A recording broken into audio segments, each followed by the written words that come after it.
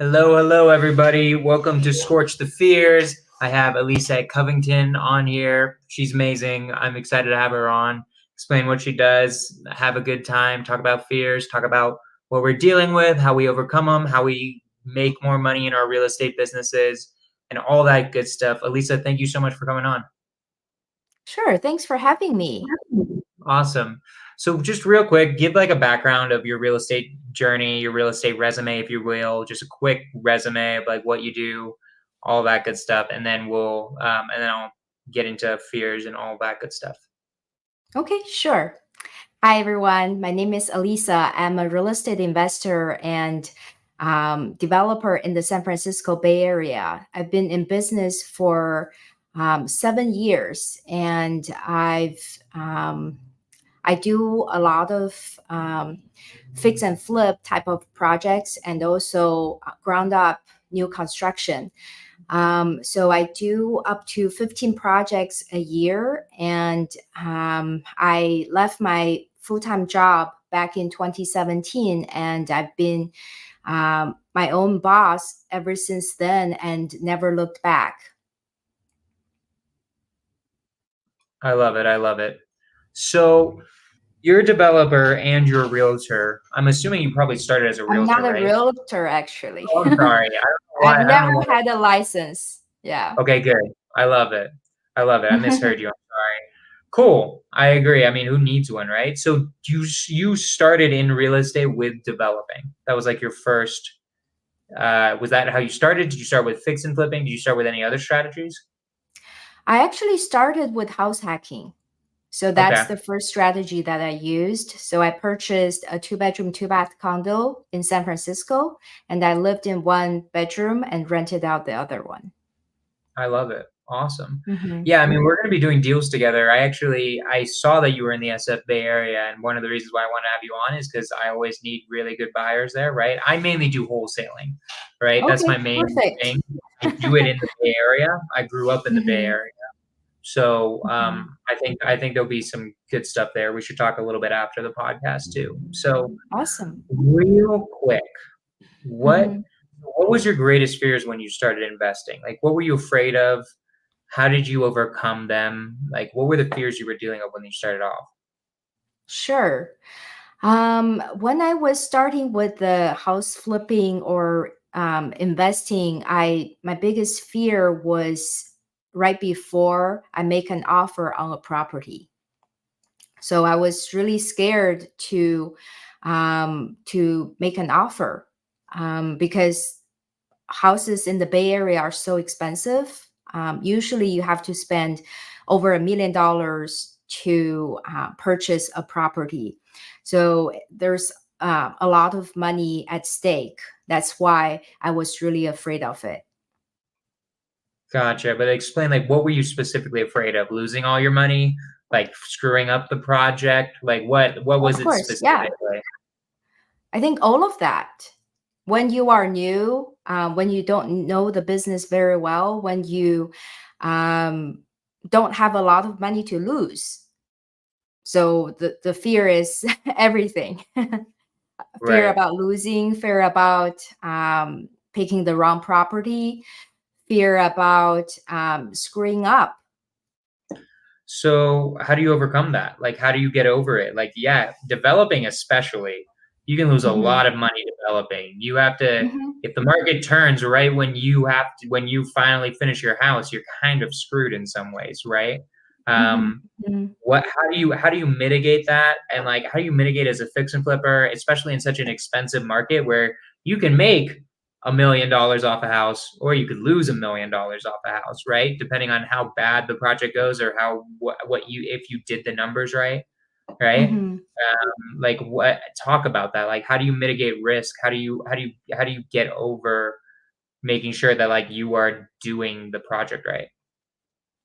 I think first of all is to have a mentor, because when you are new, you don't really know the business very well.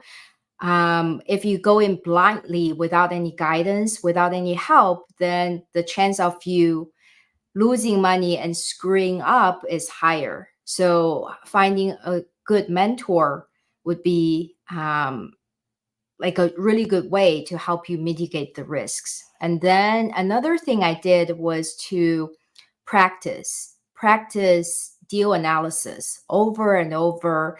Just I probably run the numbers on hundreds, if not thousands of projects, potential projects. Those are not the houses I was definitely going to buy, but those are the properties that a lot of times I just use it as an excuse to run the numbers to see how the numbers should look like and what purchase price would make sense. So practice makes perfect. After a couple of months, I gained more confidence, and then my fear just got reduced and eventually eliminated. I love it. So let's talk about your first project. What happened? How did it go? Talk about the first one you ever did. Was it a fix and flip? I mean, you said it was a house hack, I guess. So house hacking was I went in without even knowing that I was investing in real estate. I thought I was just renting a room. I thought it was just a logic next step when you purchase a home. If you want some help to pay down the mortgage, then you just very naturally you think about renting out part of the house. So I didn't even know house hacking was a term. I didn't know it was a real estate investing strategy. So I didn't really count it as me getting started in real estate investing. But when I purchased my first fix and flip, it was very interesting. That's actually one of my favorite stories to tell because it was a very difficult project. Everything that could go wrong went wrong, and there were so many times when I was about to give up, when I thought I was going to lose a lot of money. And the first project was definitely filled with my blood, sweat, and tears. So talk about it. What happened? Sure, What yeah. So, when you say everything went um, wrong? What went wrong? mhm. So I hired a bad contractor. I didn't know the contractor very well. I was kind of desperate because I had the deal, but I didn't have a contractor. So I was really um, rushing to find a contractor to get started on the project. So I just hired the contractor without really vetting him. So as he started demoing the interior, he called me when I was still working 9 to 5, and I think it was the first day um, of him starting the work. He was like, "Oh, we're running into issues. The addition in the back of the house is not legal." So he insisted on the addition, which I was aware of. I knew there was an addition, and I actually pulled permits from the city, which shows that the addition was permitted. But he insisted on it not being legal. He said the foundation was not built correctly, and it's not safe for his guys to keep working there. So he was very dramatic, and he's like, "Oh, we're gonna stop working on this part, and we're going to start working upstairs." So imagine when you are new in the business, you don't know how to deal with contractors. You don't know the ins and outs about building, about structure, engineering, anything. So I was freaking out. And then just like maybe a few hours later, he called me. He said, "Oh, the upstairs, the bathroom also is not legal because it's not done right and it's not safe anymore. We're going to stop work on your project for 3 days." So that was just the beginning. And after that, I found all the permitting from the city about the addition and about the upstairs bathroom. And I showed it to him. And he said, based on what I've seen, I don't think this was built soundly. So I want you to engage uh, an architect and an engineer to make sure that this was done right, because we don't want to keep working on this project if it wasn't. So we had to hire an architect and engineer, which were both his friends. And the project was delayed by a couple of months. And then, like, in the end, the proposal that they gave me was basically to keep the structure as is. So there was nothing wrong with the structure. And he was just making it a big deal without any um, That any sucks. support. So yeah, so we spent a few $1,000s on the architect and the engineer, and a few months waiting for the city to approve the plans and everything. So the project was delayed. And then he started um, sending fewer and fewer guys to the project. The first day, there were like probably 6 guys at the house. And then towards the end, it was like I would be lucky if I saw 1 guy there. So Weird. I learned that it was a common strategy that's used by contractors. They take on as many jobs as possible, and then they just delay on everything. Hmm. Yeah. Crazy. That's a crazy story. So then, It so how was, yeah. how do you prevent that from happening? Because obviously we don't want to be, if we're doing fix and flips, we don't want that to be happening usually. So how do you prevent that? Mhm. So, going back to what I said earlier, I think having a mentor really was tremendous help to me, because I actually partnered with my mentor on my first deal. So my mentor was giving me advice every step of the way. Obviously, he couldn't have prevented everything from happening, but because of his guidance, I was able to have some confidence in dealing with the contractor. Not a lot of confidence, but still I was asking him about how to talk to the contractor, how to deal with every situation, every objection that was raised by the contractor. So I think without that, I would probably just have lost money and never want to do another deal again. Yeah, like what, so was he like what did he say about this? Because I feel like if you had a like I'm just curious if your mentor was like, yeah, this guy, well, like I don't know what this guy's talking about. Did your mentor ever see the house, or was he more like just telling you what to do? He went to meet with the contractor with me when the contractor was saying everything was not legal. So that really helped me, because he knows how to talk to the contractor. He knows how to show the contractor that, obviously he's done many deals before, so he has a lot of experience, and that really helped.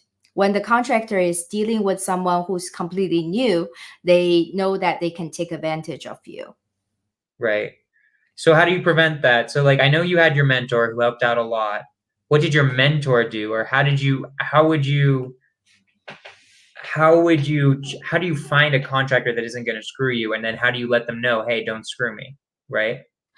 There are a lot of things that you can do. It's not like what we can talk about in like a couple of minutes. So I actually made a YouTube video to teach people how to screen contractors and how to work with contractors. So there are definitely a lot of lessons that I've learned from that project, and also um, future projects too. So just give us one thing. Give us like the most important thing for choosing a Um, contractor. Like what's the most important thing to do? It's really hard to say because I think a lot of things go hand in hand. You can't just do one thing and make sure that you will never find a bad contractor ever again. So there are a lot. I think you want to really vet the contractor carefully. You want to check out their um, referrals and look at their previous jobs and talk to their previous employers to make sure that they are solid. Okay, I love it. And then, so talk about this project more. So you finally get rid of him. Then what happens? I actually didn't get rid of him. So believe Oh, or not, once you hire a contractor, it's hard for you to fire him, especially if they've started the job. That's why they want to take on many jobs and then start every job. So it makes it very hard for the owners to fire them halfway through the project. So we actually just push the project forward, even though we encountered delays. It was probably all in all maybe 3 months, 4 months of delays, but still we were able to take it to the finish line. so what else went wrong? You said everything went wrong. So the Yeah. contractor was bad. What So else? when we were trying to sell the house, it didn't sell. I think it took us maybe like 2 months to sell. If you're in the Bay Area, you know how quickly the housing market moves. Oh, So to me. usually, most of my flips, I've done over 50 projects now, maybe almost 60. So most of my houses sell within a week. So imagine not selling it in a week, but in 2 months. So that's a lot of extra holding cost and a lot of stress. You're wondering if you did something wrong and if you're going to lose money. So yeah, it took very long. So did you lose money or did you make money I on it? didn't. So I Nice, actually made 80,000.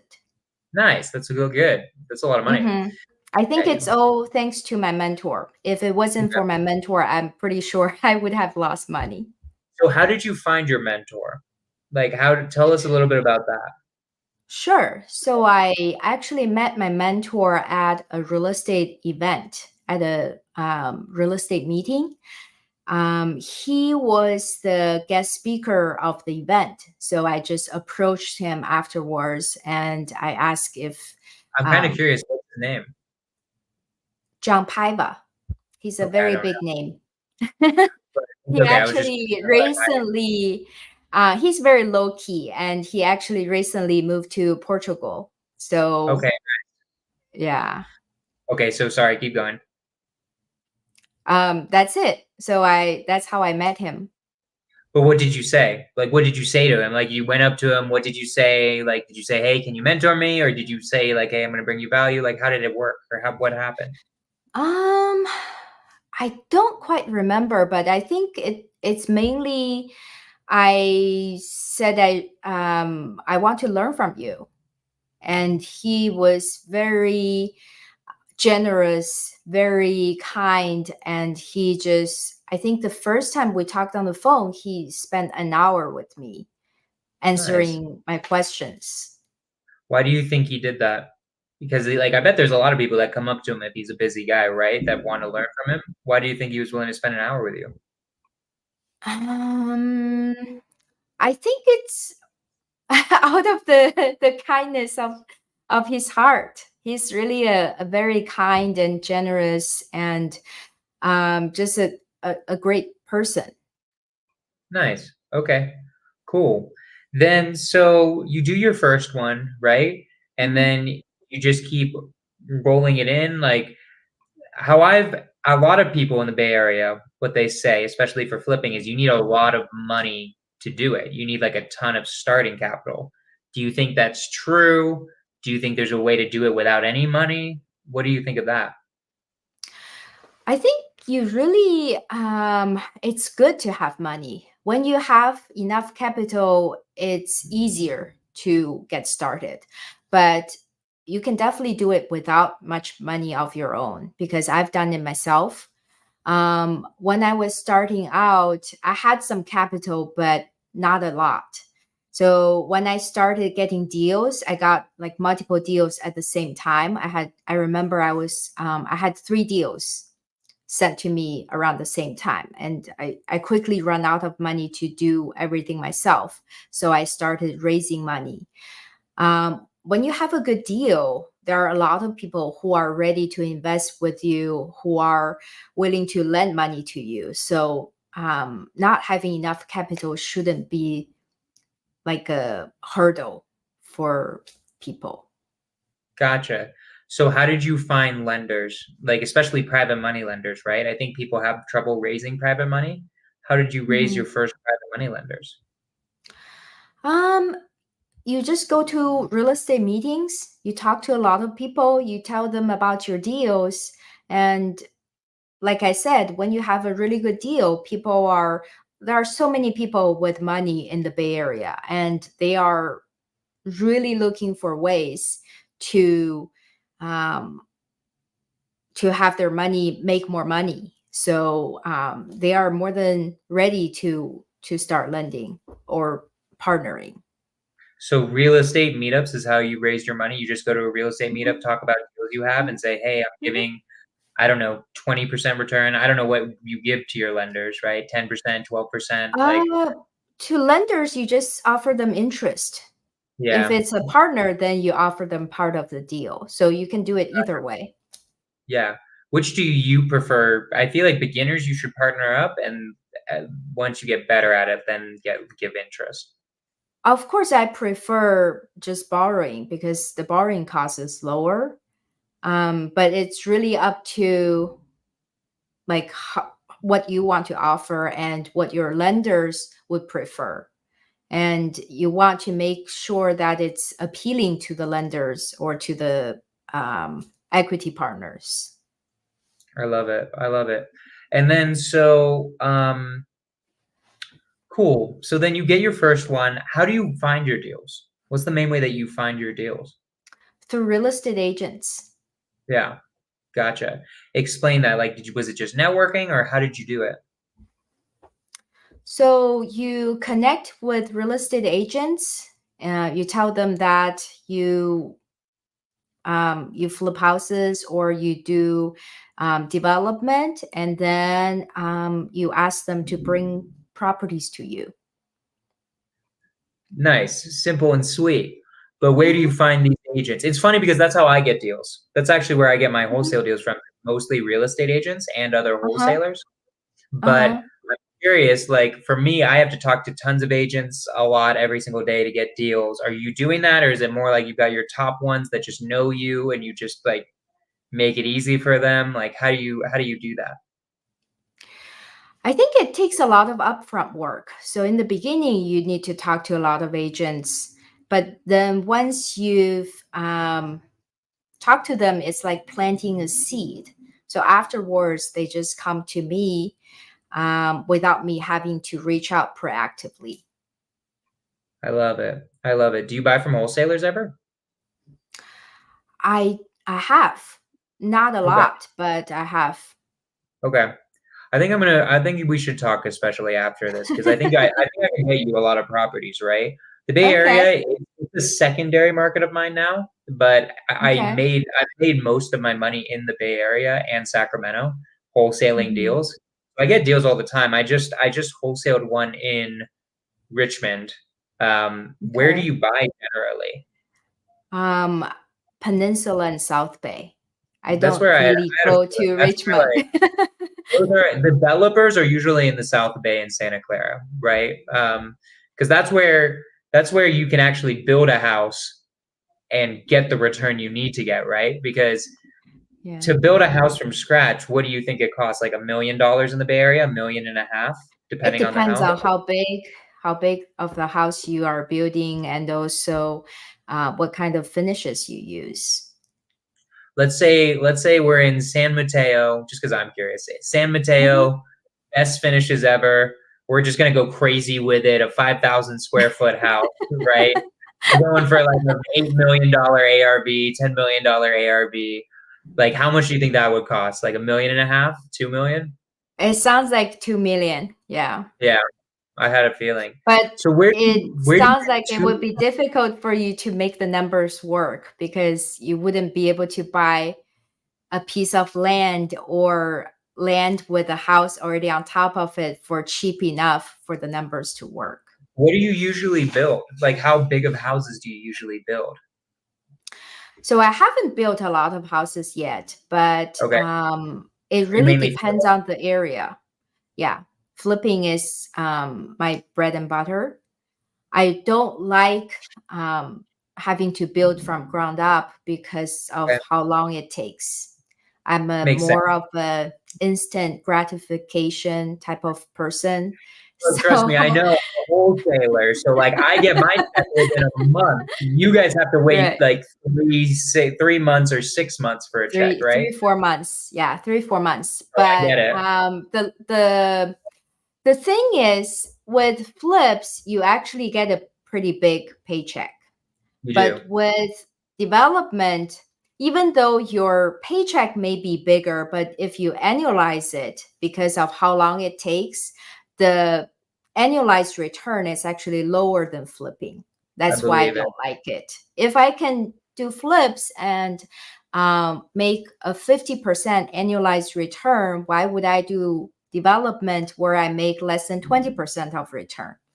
It It makes doesn't sense. make a lot of sense. Yeah. I get what you mean. hmm So what do you feel like you need in your business right now? Like what is like the thing that's like the hardest thing for your business now? It sounds like you probably have contractor relationships now, agent relationships, all of that stuff. What is it that you hmm need now? Like what is it? What is it? What are you trying to achieve? What do you need to achieve that? I think what I need now is maybe some connections with cities so I can get permitting faster. Yeah, I mean that's just the worst issue ever in the Bay Area. That's like a specifically Bay Area issue because it's Yeah, California, right? they're really slow. Yeah. That's hard. That's definitely hard. Is it like what's the hardest permits to get, you feel like? Or is it just all of them? In San Francisco, permitting is takes forever, and then when you are trying to build new construction homes, it takes so long. So Sometimes it doesn't so even make sense anymore. to let's get back into mindset a little bit. So you're having to raise like hundreds of thousands of dollars for these flips, right? For the construction costs, for the purchase. How do you do that at the very beginning? I mean, I know you made relationships and you said I have a good deal, right? Is it really that simple? Like with your first one, did you use your own money or did you use other people's money or how did that work? I usually just use a hard money loan and then I use my own money to bridge the gap. Gotcha. Okay, cool. Makes sense. Um, how do you find a good private or a good hard money lender? I feel like that's another good question. There are a lot of hard money lenders, and I think in the Bay Area, it's mainly Conventus and Kiavi. These Yeah, two I've worked with multiple times. Both are great. I love it. Yeah, no, it totally makes sense. I know people at Kiabi and Conventus and all of those Mhm, ones for sure. mhm. So what's your goal for this year? Like, what do you want to achieve? Um, I think for me, right now it's kind of flipping actually doesn't take a lot of time. I work about 10 hours on my flipping side of business because I already have a good system set up. So since last year, I've shifted, maybe not shifted because I'm still flipping houses. I've use more of my time to try to help beginners to get started. So I Nice. started my coaching program last year, Transform Flipper Academy, and we have so far we have over 30 students, Nice. and I'm trying to put more effort in helping them to get started in house flipping and also achieve financial freedom. I love it. Amazing. Yeah, no, that's cool. What's it like? Do you like having a coaching program? Is it fun? What's the worst part? I like it because I feel like when I was getting started, I really had a lot of help from my mentor and from many other experienced investors. They were so generous in sharing their knowledge with me. So that's how I was able to get started. And I really want to pay forward. I think once you get to a certain level, you making money is great. Running a successful business is great, but you are going to think about more. about the impact you make, the influence you can have on other people's lives. So I think for me, that's the goal for me this year and for the future. I love it. Awesome. So cool. So I love it so much. I think we should be doing business together. Like I want to be We sending should, yeah. we're in the same market, which is kind of funny. Like I don't know why I couldn't tell that you were in the Bay Area, or like it didn't click in my head. So we're definitely going to do some deals together. I'm definitely going to wholesale you some. Um, Mhm. I'm going to That get would a be little great. bit into the questions real quick. There's a few questions in here. So Luke, I'm Okay. looking to do my first flip. Have you ever used hard money and then bridged the gap with private money? So use private money Yeah. for the down payment. Yeah, I've done it multiple times. Is there Yeah, any? it's It's definitely doable. yeah. Don't feel like because you don't have a lot of your own money, then you are afraid of getting started. Like you just need to find the first deal, and then so many people would be willing to invest with you. I love it. So what this is something I had trouble with initially for one of my flips. I've done a few bit of flipping. I don't like it as much as wholesaling. I think it's okay. For me, I like wholesaling more, but I do understand why people like flipping. But Right. Flipping is why not for everybody. it just depends on what type of person you are, right? I love talking to people. I'd rather just do that part all day, personally. Hmm. But it is pretty Hmm. cool that you're only working on it 10 hours a day. Like that's pretty cool. I work like 10 hours 40 a hours week. a Yeah. week. I mean, 10 hours Yeah. a week, right? So like I Hmm. work probably like 50 hours a week on my business. So like that's pretty awesome. So I love the design aspect of house yeah, flipping. Like when you're wholesaling, you don't actually get to work on the project. You don't get to transform the homes. So like I that's could what care. I love. I could never I think care really what everybody house looks should like. choose what you do based on your passion, based on your personality, your preference, your zone of genius. Don't Yeah. do it because everybody Like else is doing it. I'd rather deal with the sellers, right? I'd rather deal with the sellers, talking to them, figuring out their problems, also with the realtors. That's my favorite Hmm. stuff. I could care Right. less about the design, right? So yeah, everyone's different, you know? Hmm. So it's I love that. So um Luke is he's a good friend of mine. Like, can you hire out the design, or is that something you hire Yeah, out of ever? course.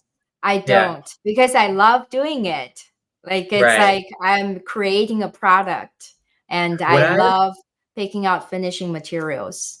what I've heard is that how most flippers should do it. This is what I've heard. You tell me if I'm wrong. Is that Hmm.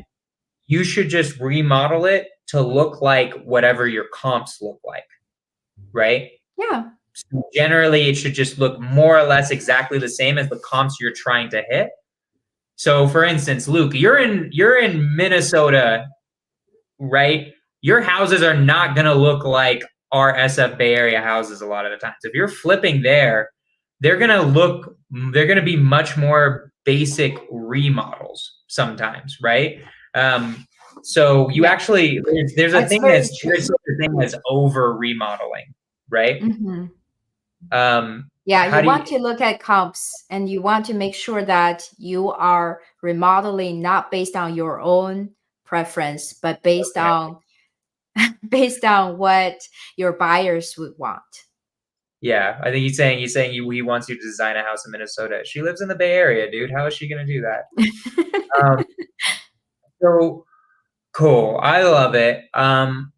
So real quick, just tell me, um, I usually like ending these podcasts with just real quick, what this is the question I always ask when I'm starting to end the podcast, right? Because there's something that I actually got to do.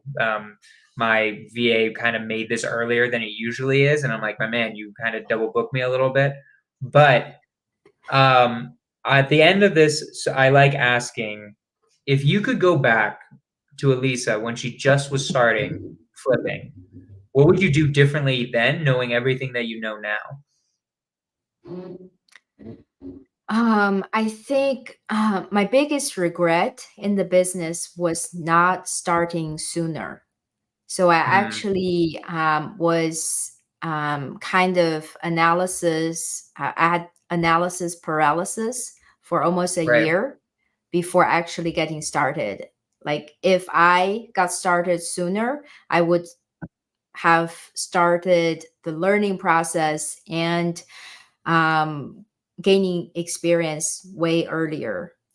So that was, I think, for All of anybody you who's are just watching on this this, podcast and not doing anything. right. Just So many do it. people keep talking about wanting to get into the business, getting into real estate investing, but they just don't take any action. I think this is for you. It's really, you need to, after watching this podcast, just get started right away. I love it. Elisa, where can people reach out to you? Are you only buying in the Bay Area? Yes, I like investing in my backyard where I can see things and checking on the progress. I love it. So Awesome. people can, I have a YouTube channel called Transform Real Estate. We have over 80,000 subscribers where I showcase the before and after of my flips and also real estate investing tips and tricks. So that's where people can find me, and also my Instagram account, also Transform Real Estate. And for anyone who's interested in learning about house flipping, transformflipperacademy.com, you can apply to our program to really transform your future. I love it. So I got the YouTube. I'll keep bringing up stuff. Hyman has a question. How do you have agents take you seriously when you haven't done your first deal? I think it's every detail. It's not about Transform Flipper Academy. Oh, It's not sorry. Transform Thank you. Flipper. Thank you. So you want to make sure that when you talk to agents, you need to already know the process. You need to prepare yourself, not to talk to agents as if you are a blank canvas, you don't know anything. That's not going to leave a good impression. So you want to talk to them after you've done your homework, after you prepare yourself and you already know how house flipping works. So when you talk to them, they will feel like you are someone who know what you're doing. They can trust you, they can rely on you. That's how you build trust. I love it. Elisa, what's your buy box? I'm gonna write it down real quick, and I might as well have it on. I actually don't have a formula, believe or not. I know a lot of people say 75% minus eight Where minus where do you buy is more what I'm thinking. So is it San Mateo County? pretty much anywhere in the peninsula and South Bay. Yeah, I'm Okay. not very picky about. I actually recently was looking at a deal in Pleasant Hill, so I would go to the East Bay as well, just not as far as Berkeley or Oakland or Richmond. I want to Gotcha. stay in like safer neighborhoods You where, want to be in a good neighborhood. That's what you want. You want like the right. really good. Because in Santa Clara and San Mateo, what's good about them is they're kind of cookier cutter homes, but they're still worth a lot of money, a It's lot of also time. close to where I live. I don't want to Yeah, have to drive an hour to check on a project. So yeah, ideally, it's within 30 minutes of drive from where I live. And my contractor wouldn't have to go that far either. I love it. I love it so much. Cool. Um, everything residential, also commercial, or just residential for now? I would be open to a few units. Yeah, I haven't done like rehabbing an apartment building yet, but I would be open to it. Okay, cool. I've got a few. I'm gonna Okay. send you some. Well, I'm Okay. gonna message you. I'm gonna get your phone number, and then I'm gonna like text you a few deals. Um, Nice. so it'll be good. All right, guys. We're gonna end this. Elisa, thank you so much. Do you have any last words? I think for beginners, just keep watching your podcast and keep learning and really start taking action. Yeah, without taking action, you're never going to get started. Guys, subscribe to Elisa's channel. It's right there. It's Transform Real Estate. Follow her on Instagram. She's got some really cool stuff. If you're interested in flipping, Luke, it sounds like you might need this. Go to her academy, right? She teaches it. It sounds like all over the nation. So, guys, go do that. Cash Flow and Coffee, by the way, guys, is transitioning. So my other podcast, I don't think we're gonna have it next week. It's gonna be something new, right? So I need an affiliate code, by the way. That's why I feel like I need to put an affiliate code on here for it, but because Luke's gonna buy. But so Cash Flow and Coffee is changing next week. There's not gonna be a Cash Flow and Coffee. There will be a Scorch the Fears. Just everybody, you've been an amazing guest. Guys, that's Scorch the Fears, episode 114. Let's freaking go.